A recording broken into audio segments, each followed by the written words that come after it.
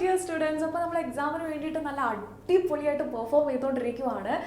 Definitely നമ്മുടെ teachers എല്ലാവരും നിങ്ങളെ സപ്പോർട്ട് ചെയ്യാനായിട്ട് നിങ്ങൾക്ക് എന്ത് ഡൗട്ട്സ് ആണെങ്കിലും എന്ത് ക്ലാരിറ്റി കുറവാണെങ്കിലും കമൻറ്റ് ബോക്സിൽ മെൻഷൻ ചെയ്യേണ്ട കാര്യം മാത്രമേ ഉള്ളൂ. അത് നിങ്ങൾക്കും അറിയാം, ഞങ്ങൾക്കും അറിയാം. സോ ഡെഫിനറ്റ്ലി മാക്സിമം ടീച്ചേഴ്സിനെ എക്സ്പ്ലോർ ചെയ്യാനായിട്ട് നോക്കുക. Vedantu Malayalam is always with you. So ഇന്നത്തെ ഒരു വീഡിയോൻ്റെ പ്രത്യേകത എന്താണെന്നുണ്ടെങ്കിൽ ഡെഫിനറ്റ്ലി നമ്മൾ എക്സാം ഇങ്ങനെ എഴുതാൻ പോവുകയാണ്. നമുക്ക് ഒരുപാട് ടെൻഷൻസ് ഉണ്ട്. നമ്മൾ പഠിച്ച ക്വസ്റ്റ്യൻസ് തന്നെയാണോ വരിക, എന്തൊക്കെയാണ് വരിക, ഞാനിനി പഠിക്കാതെ ഏതെങ്കിലും പോർഷൻസ് ഉണ്ടോ, അങ്ങനെ ഒരുപാട് ക്ലാരിറ്റി കുറവ്, അതുപോലെ തന്നെ ഒരുപാട് ടെൻഷൻസ് ഒക്കെ അടിച്ചിരിക്കുന്ന ഒരു സമയമാണിത്. സോ ഈ ഒരു സമയത്ത് നിങ്ങൾ ഏറ്റവും കൂടുതൽ സപ്പോർട്ട് ചെയ്യാൻ പോകുന്നത്, സപ്പോർട്ട് ചെയ്യാൻ സാധിക്കുന്നത് നിങ്ങളുടെ പാരൻസിനാണ്. സോ ഈ ഒരു വീഡിയോ നിങ്ങൾ ഒറ്റയ്ക്ക് കാണുന്നതിനെക്കാട്ടിലും ഏറ്റവും ബെറ്റർ എന്ന് പറയുന്നത് നിങ്ങളുടെ പാരൻസിൻ്റെ കൂടെ ഒന്ന് കാണുക എന്നുള്ളതാണ്. പാരൻസിനോട് എനിക്ക് പറയാനുള്ളത്, ഒബ്വിയസ്ലി സ്റ്റുഡൻസിന് മറ്റ് എക്സാംസിനെക്കാട്ടിലൊക്കെ വിട്ട് പബ്ലിക് എക്സാം എഴുതുമ്പം അവർക്ക് അവരുടേതായിട്ടുള്ള ഈ പറയുന്ന പോലെ ഞാൻ എല്ലാം പഠിച്ചോ, ഏതെങ്കിലും ഞാൻ മിസ് ചെയ്തിട്ടുണ്ടോ, അതുപോലെ തന്നെ ഞാൻ പഠിച്ചതെല്ലാം ഓർക്കോ, ഇങ്ങനെ ഒരുപാട് ടെൻഷൻസ് ഓൾവേസ് സ്റ്റുഡൻസിൻ്റെ മൈൻഡിലുണ്ടായിരിക്കും. സോ അതിൻ്റെ കൂടെ ഡെഫിനറ്റ്ലി എല്ലാ പാരൻസിനുള്ള കൺസേൺ ആണ്, എൻ്റെ മോൻ അല്ലെങ്കിൽ എൻ്റെ മോൾക്ക് ഏറ്റവും കൂടുതൽ മാർക്ക് കിട്ടണം, അതുപോലെ തന്നെ ഏറ്റവും നല്ലൊരു കരിയർ ഓപ്ഷൻ അവർക്ക് സെലക്ട് ചെയ്യാനായിട്ട് പറ്റണം. അങ്ങനെ നിങ്ങൾക്ക് നിങ്ങളുടേതായിട്ടുള്ള ഒരുപാട് ഡ്രീംസ് ഉണ്ട്. പക്ഷേ ആ ഡ്രീംസിൻ്റെ പേരിൽ നിങ്ങൾ ഒരുപാട് സ്ട്രെസ് അല്ലെങ്കിൽ ഒരുപാട് ടെൻഷൻ നിങ്ങൾ അവർക്ക് കൊടുക്കുകയാണ്, പ്രഷർ കൊടുക്കുകയാണെന്നുണ്ടെങ്കിൽ അവർക്ക് ചെയ്യാൻ പറ്റുന്നത് ഒരു 100% അവർക്ക് ചെയ്യാൻ സാധിക്കുമെങ്കിൽ നിങ്ങൾ ഈ കൊടുക്കുന്ന പ്രഷർ കാരണം മേ ബി അതൊരു 80% ആയിട്ട് കുറയും. അതിൻ്റെ റിസൾട്ട് എന്ന് പറയുന്നത് കുറയാനുള്ള ചാൻസസ് ഉണ്ട്. കാരണം ഈ ടെൻഷൻ ആണെങ്കിലും ഈ സംഭവങ്ങളൊക്കെ ആണെന്നുണ്ടെങ്കിലും നമ്മുടെ എന്താ പറയുക, ഓർമ്മശക്തിയിലും അതുപോലെ തന്നെ നമ്മൾ കാമായിട്ടിരുന്ന ഒരു കാര്യം ചിന്തിക്കുന്നതും അതുപോലെ തന്നെ നമ്മൾ ഒരുപാട് ടെൻഷൻ അടിച്ച് ചിന്തിക്കുമ്പോഴും രണ്ടും രണ്ടാണ്. അതുകൊണ്ട് പാരൻസിനോട് എനിക്ക് റെക്കമെൻഡ് ചെയ്യാനുള്ളത്, ഈ ഒരു സമയത്ത് ഏറ്റവും കൂടുതൽ നിങ്ങൾ സ്റ്റുഡൻസിനെ സപ്പോർട്ട് ചെയ്യേണ്ട സമയമാണ്, നിങ്ങളുടെ മക്കളെ നിങ്ങൾ സപ്പോർട്ട് ചെയ്യേണ്ട സമയമാണ്. കാരണം ഏറ്റവും കൂടുതൽ ആത്മവിശ്വാസം വേണ്ട ഒരു സമയമാണ്. നമുക്കറിയാം ബാക്കി എക്സാംസ് പോലെ തന്നെ ഒരു എക്സാമാണ് നമ്മൾ ഈ പറയുന്ന പബ്ലിക് എക്സാം അല്ല. പക്ഷെ അതിൻ്റെ നടത്തിപ്പുകളും അതുപോലെ തന്നെ നടപടിക്രമങ്ങളും റൂൾസ് ആൻഡ് റെഗുലേഷൻസ് എല്ലാം കുറച്ചുകൂടെ ഡിഫറെൻ്റ് ആണ്. ആ ഒരു വ്യത്യാസം മാത്രമാണ് ഈ പബ്ലിക് എക്സാമിനുള്ളത്. സോ നിങ്ങൾ നോർമലായിട്ടൊരു എക്സാം എഴുതാൻ പോകുന്ന അതേ ഒരു സീരിയസ്നെസ് ഞാൻ പറയത്തില്ല, അതേ ഒരു മൈൻഡ് സെറ്റോട് കൂടെ വേണം പോകാനായിട്ട്. ആൻഡ് ഡെഫിനറ്റ്ലി പാരൻസ് ചെയ്യേണ്ടത് ഏറ്റവും കൂടുതൽ നിങ്ങൾക്ക് പറ്റാവുന്നിടത്തോളം ആത്മവിശ്വാസം നിങ്ങളുടെ മക്കൾക്ക് വേണ്ടിയിട്ട് കൊടുക്കുക. എത്രത്തോളം അവരെ മെൻ്റലി പ്രിപ്പയർ ആക്കാൻ പറ്റുമോ അത്രത്തോളം മെൻ്റലി പ്രിപ്പയർ ആക്കുക. പ്രഷർ ഒരുപാട് നിങ്ങൾ കൊടുക്കാതിരിക്കാനായിട്ട് ശ്രദ്ധിക്കുക. അതുപോലെ തന്നെ ഏറ്റവും കൂടുതൽ ശുഭാപ്തി വിശ്വാസം ഉണ്ടാകേണ്ട ഒരു സമയമാണ്. സോ ഇത്രയും കാര്യങ്ങൾ പാരൻസിൻ്റെ സൈഡിൽ നിന്ന് ചെയ്യാൻ പറ്റുന്നതാണ്. സോ ഇഫ് പോസിബിൾ നിങ്ങൾ ഒരുപാട് ടെൻഷൻ, നീ അത് പഠിച്ചില്ലേ, വേഗം പഠിച്ചില്ല, ഇതിന് എന്തായാലും നിനക്ക് മാർക്ക് കിട്ടിയിരിക്കണം, അങ്ങനെ ഒരുപാട് പ്രഷർ കൊടുക്കുന്നതിന് പകരം ഡെഫിനറ്റ്ലി നിങ്ങളിങ്ങനെ ചെയ്യുവാണെങ്കിൽ സ്റ്റുഡൻസിന് അത് ഒരുപാട് നല്ലതായിരിക്കും. ഓക്കെ, ആൻഡ് ഡെഫിനറ്റ്ലി നമ്മൾ ഒരു എക്സാം അറ്റൻഡ് ചെയ്യാൻ പോകുമ്പം ഒരുപാട് കാര്യങ്ങൾ നമ്മൾ ശ്രദ്ധിക്കേണ്ടതുണ്ട്. ഫസ്റ്റ് ഓഫ് ഓൾ നമ്മൾ പഠിക്കാനിരിക്കുന്ന സ്ഥലം, പഠിക്കാനിരിക്കുന്ന സ്ഥലം തൊട്ട് നമ്മൾ ശ്രദ്ധിക്കണം. കാരണം ഇനി നമുക്ക് വളരെ ചുരുങ്ങിയ ദിവസങ്ങളേ ഉള്ളൂ. ആ ചുരുങ്ങിയ ദിവസങ്ങൾ നല്ല രീതിയിലാണ് നമ്മൾ പ്രയോജനപ്പെടുത്തേണ്ടത്, അല്ലേ? സോ ഫസ്റ്റ് ഓഫ് ഓൾ നമ്മൾ ഇരിക്കുന്ന റൂം, ആ റൂമിൽ അത്യാവശ്യം വെളിച്ചം, കാറ്റ്, നല്ല എയർ പാസിംഗ് ഉള്ള ഒരു റൂമിൽ തന്നെ ഇരിക്കാനായിട്ട് ശ്രദ്ധിക്കുക. അത് ഏറ്റവും കൂടുതൽ ഏകാഗ്രതയാണെങ്കിലും അതുപോലെ തന്നെ കാമായിട്ടുള്ള ഒരു മൈൻഡ് ആണെങ്കിലും ഉണ്ടാകേണ്ട ഒരു സമയമാണ്. സോ നിങ്ങൾ എണീറ്റ ഉടനെ അല്ലെങ്കിൽ വളരെ നിങ്ങൾക്ക് ടെൻഷനൊക്കെ തോന്നുന്ന സമയത്ത് മെഡിറ്റേഷൻസ് ചെയ്യാനായിട്ട് ശ്രദ്ധിക്കാം. അതുപോലെ തന്നെ യൂഷ്വലി നിങ്ങൾ ഉറങ്ങുന്ന സമയം തന്നെ ഉറങ്ങണം. അതല്ലാതെ നിങ്ങൾ ഉറക്കൊളിച്ച് പഠിച്ച് ആദ്യത്തെ കുറച്ച് ദിവസങ്ങളൊക്കെ ചിലപ്പോൾ നിങ്ങൾ സർവൈവ് ചെയ്യുമായിരിക്കും. ഉറക്കമൊക്കെ ഒളിച്ച് നിങ്ങൾക്ക് പഠിക്കാൻ പറ്റുമായിരിക്കും. പക്ഷെ അറ്റ് ദ സെയിം ടൈം ഒരു പ്രശ്നം വരുന്നത് എന്താണെന്നുണ്ടെങ്കിൽ കുറച്ച് ദിവസം കഴിഞ്ഞിട്ടുണ്ടെങ്കിൽ ഇതിൻ്റെ ആഫ്റ്റർ എഫക്ട്സ് കുറച്ച് വരും. അതുകൊണ്ട് തന്നെ നമ്മുടെ എക്സാമിൻ്റെ ഡേറ്റ് ഒക്കെ ആകുമ്പോഴത്തേനും നമ്മൾ ഇതുപോലെ ഓവറായിട്ട് ഉറക്കമൊക്കെ കളഞ്ഞ് പഠിച്ചിട്ടുണ്ടെന്നുണ്ടെങ്കിൽ നമുക്കതൊരുപാട് ബാഡായിട്ട് എഫക്റ്റ് ചെയ്യാനായിട്ടുള്ള സാധ്യതകൾ കൂടുതലാണ്. അതുകൊണ്ട് യൂഷ്വലി നിങ്ങൾ ഉറങ്ങുന്ന സമയം തന്നെ ഉറങ്ങണം. എന്ന് കരുതി 10 മണിക്കൂറും 12 മണിക്കൂറൊക്കെ ഉറങ്ങുന്നവർ എന്തായാലും ഉറക്കം കുറച്ചേ പറ്റത്തുള്ളൂ. 6 to 8 hours ആണ് നിങ്ങൾ ഉറങ്ങേണ്ട സമയം. പ്രോപ്പറായിട്ട് അത്രയും സമയം നിങ്ങൾ ഉറങ്ങിയിരിക്കണം. അതുപോലെ തന്നെ മറവി, നമ്മൾ എക്സാമിന് നമ്മൾ ഇരിക്കുമ്പം ഡെഫിനറ്റ്ലി നമുക്ക് എന്താ പറയുക, നമ്മൾ ആ പഠിച്ച പേജ് നമ്പറും അതുപോലെ തന്നെ നമ്മൾ മാർക്ക് ചെയ്ത സംഭവങ്ങൾ അടക്കം നമുക്ക് ഓർമ്മ വന്നാലും ആ പേജിൻ്റെ ഉള്ളിൽ എന്താണ് എന്നുള്ളത് ചിലപ്പോൾ നമ്മൾ ഓർമ്മ വരാതിരിക്കുന്ന സിറ്റുവേഷൻസ് ഉണ്ടായിരിക്കും. സോ അതിനുള്ളൊരു ചെറിയൊരു ടിപ്പാണ് പറയുന്നത്. നിങ്ങൾക്ക് നല്ലപോലെ മറവി വരും എന്ന് നിങ്ങൾക്ക് തോന്നുകയാണെന്നുണ്ടെങ്കിൽ എല്ലാ ദിവസവും ആ എക്സാം കഴിയുന്നത് വരെ നിങ്ങൾ ഓരോ സബ്ജക്റ്റിൻ്റെയും ഷോർട്ട് നോട്ട്സ് ജസ്റ്റ് ഒന്ന് റാൻഡംലി ജസ്റ്റ് ഒന്ന് വായിച്ചു വിടാനായിട്ട് ശ്രദ്ധിക്കുക. അത് നിങ്ങളുടെ മറവി കുറയ്ക്കും. ഡെഫിനറ്റ്ലി നിങ്ങൾ എന്താ പറയുക, അത്യാവശ്യം നിങ്ങൾക്ക് നല്ല രീതിയിൽ മറവിയുള്ള ആൾക്കാരാണെന്നുണ്ടെങ്കിൽ ഇത് നിങ്ങൾ സ്ഥിരമായിട്ട് ചെയ്യുന്നുണ്ടെങ്കിൽ ഡെഫിനറ്റ്ലി നിങ്ങൾക്ക് നല്ലൊരു റിസൾട്ട് കിട്ടുന്നതായിരിക്കും.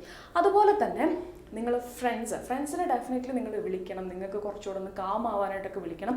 പക്ഷേ നിങ്ങൾ ഫ്രണ്ട്സിനെ വിളിക്കുന്ന സമയത്ത് ഒബിയസ്ലി ഒഴിവാക്കേണ്ട കുറച്ച് കാര്യങ്ങൾ, നീ എത്ര പഠിച്ചു, ഞാനിത് പഠിച്ചിട്ടില്ല, നീ എപ്പോഴാണ് ഇത് പഠിക്കാൻ പോകുന്നത്, അങ്ങനെ നിങ്ങൾക്ക് ഡൗട്ട്സ് ഉണ്ടെങ്കിൽ നിങ്ങൾക്ക് ക്ലിയർ ചെയ്യാം. കാരണം ടീച്ചേഴ്സിനെക്കാട്ടിലും ഒരു പക്ഷേ ചിലപ്പോൾ നിങ്ങൾ ഫ്രണ്ട്സ് പറയുമ്പോഴാണ് നിങ്ങൾക്ക് കൂടുതൽ മനസ്സിലാവുന്നത്.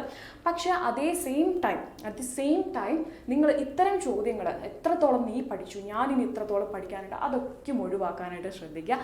ഓക്കെ അല്ലേ? ദെൻ നെക്സ്റ്റ് നമ്മൾ എക്സാം ഡേനെ പറ്റിയിട്ടാണ് നമ്മൾ പറയാൻ പോകുന്നത്. എക്സാമിന് നിങ്ങൾ പോകുമ്പം ഡെഫിനറ്റ്ലി കുറച്ച് നേരത്തെ എത്താനായിട്ട് ശ്രദ്ധിക്കുക. കാരണം നമ്മൾ എക്സ്പെക്ട് ചെയ്യാത്ത ഒരുപാട് കാര്യങ്ങൾ ചിലപ്പം സംഭവിക്കും. ചിലപ്പോൾ നിങ്ങളുടെ വീട് അടുത്തായിരിക്കാം അല്ലെങ്കിൽ ദൂരെ ആയിരിക്കാം.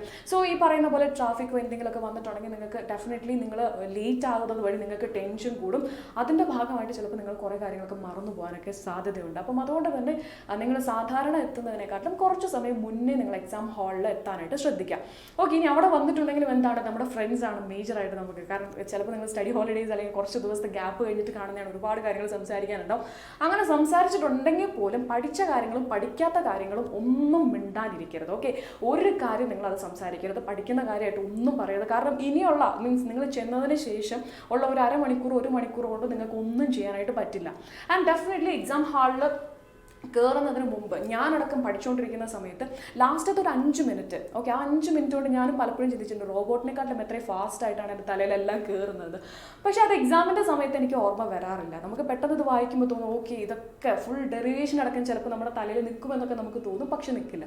സോ എക്സാം ഹാളിൽ കയറുന്നതിനെക്കാട്ടിലും മുമ്പ് ഡെഫിനറ്റ്ലി നമ്മൾ ബുക്ക് അടച്ചു വെച്ച് അത്യാവശ്യം കാമായിട്ട് കൂളായിട്ട് വേണം എക്സാമിന് കയറാനായിട്ട്. ഓക്കെ, സാധാരണ ഒരു എക്സാമിന് കയറുന്ന പോലെ തന്നെ കൂളായിട്ട് മൈൻഡ് സെറ്റ് പക്ക പോസിറ്റീവായിട്ട് വേണം നമ്മൾ എക്സാം ഹാളിലോട്ട് കയറാനായിട്ട്. ആൻഡ് ഡെഫിനറ്റ്ലി എക്സാം എഴുതിക്കൊണ്ടിരിക്കുന്ന സമയത്ത് ക്വസ്റ്റ്യൻസ് കറക്റ്റായിട്ട് വായിക്കുക. കാരണം നമ്മൾ ചിലപ്പം പഠിച്ച ക്വസ്റ്റ്യൻ വേറെ ആയിരിക്കും, ഇവർ ചിലപ്പോൾ ഒന്ന് എന്താ പറയുക നമ്മളൊന്ന് തല തിരിച്ചിട്ടായിരിക്കും ചോദിക്കുന്നത്. സോ അതിനനുസരിച്ചിട്ട് ആൻസർ എഴുതാനായിട്ട് നോക്കണം. അപ്പം ക്വസ്റ്റ്യൻ പ്രോപ്പറായിട്ട് വായിക്കണം. അതുപോലെ തന്നെ ഓരോ ക്വസ്റ്റ്യൻസ് നിങ്ങൾക്ക് അറിയാവുന്ന ക്വസ്റ്റ്യൻസ് ഒക്കെ മാർക്ക് ചെയ്തിട്ട് അത് വൃത്തിയായിട്ട് എഴുതിയതിന് ശേഷം നിങ്ങൾക്ക് കോൺഫിഡൻസ് ഇല്ലാത്ത ക്വസ്റ്റ്യൻസ് നോക്കുക. അതിന് പിന്നീട് സമയം, കാരണം നമുക്ക് ഓൾറെഡി അറിയാവുന്ന ക്വസ്റ്റ്യൻസ് ഉണ്ട്, അതിന് നമ്മൾ നമ്മുടെ ടൈം ഇൻവെസ്റ്റ് ചെയ്തിട്ടുണ്ടെങ്കിൽ അത് നമ്മുടെ കയ്യിൽ സെക്യൂർഡ് ആണ്. ബാക്കി നിങ്ങൾ കുറച്ച് ചിന്തിച്ച് കഴിഞ്ഞിട്ടുണ്ടെങ്കിൽ മാക്സിമം നമുക്ക് ഇവിടെ കിട്ടാവുന്നതെല്ലാം നമ്മളിവിടെ എഴുതി വെച്ചിട്ടുണ്ട്. ഓക്കെ, സോ മോസ്റ്റ് പ്രോബബ്ലി നിങ്ങൾക്ക് അറിയാവുന്ന ക്വസ്റ്റ്യൻസ്, നല്ല കോൺഫിഡൻസ് ഉള്ള ക്വസ്റ്റ്യൻസ് ആദ്യം എഴുതാനായിട്ട് ശ്രദ്ധിക്കാം. ഓക്കെ, ദെൻ അത് കഴിഞ്ഞ് കഴിഞ്ഞാൽ എക്സാമിനിടയ്ക്ക് ഡെഫിനറ്റ്ലി ഒരുപാട് ഡിസ്ട്രാക്ഷൻസ് ഉണ്ടായിരിക്കും. നിങ്ങളുടെ ഫ്രണ്ട്സ് ചിലപ്പോൾ നിങ്ങൾ വിളിക്കും, അതൊന്നും മൈൻഡ് ചെയ്യരുത്. നിങ്ങൾ എന്താണോ എഴുതാൻ ഉദ്ദേശിക്കുന്നത്, നിങ്ങൾ എങ്ങനെയാണ് പ്രിപ്പയർ ചെയ്ത് വന്നിട്ടുള്ളത്, അതിനനുസരിച്ച് എഴുതാനായിട്ട് ശ്രദ്ധിക്കാം. ക്ലിയർ? ദെൻ അതിനുശേഷം എക്സാം കഴിയുമ്പോൾ നമ്മളൊരു പോസ്റ്റ്മോർട്ടം ഉണ്ട്. ഓക്കെ, ഇതിൻ്റെ ആൻസർ എന്താണ്, അതിൻ്റെ ആൻസർ എന്താണ്, എല്ലാ എക്സാംസും കഴിയുന്നത് വരെ, ഓക്കെ, അറ്റ്ലീസ്റ്റ് എല്ലാ എക്സാംസും കഴിയുന്നത് വരെ ദയവ് ചെയ്ത് ഈ ക്വസ്റ്റ്യൻ പേപ്പറിൻ്റെ പോസ്റ്റ്മോർട്ടം ചെയ്യാതിരിക്കുക. ഓക്കെ, കാരണം നിങ്ങൾ ചിലപ്പം ശരിയാണ് എന്ന് വിചാരിച്ച് എഴുതിയ ആൻസർ ചിലപ്പം തെറ്റായിരിക്കും.